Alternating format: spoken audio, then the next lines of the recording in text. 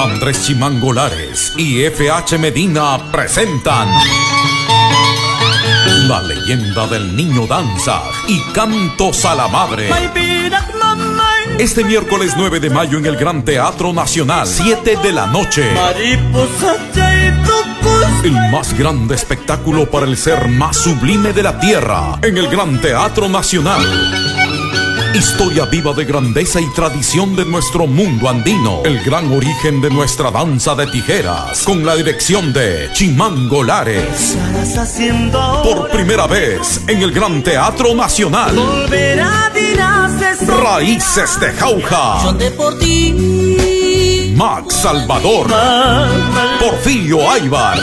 9 de mayo, Gran Teatro Nacional. Entradas a la venta en Teleticket de Guón y Metro y en www.fhmedina.com. Evento calificado por el Ministerio de Cultura.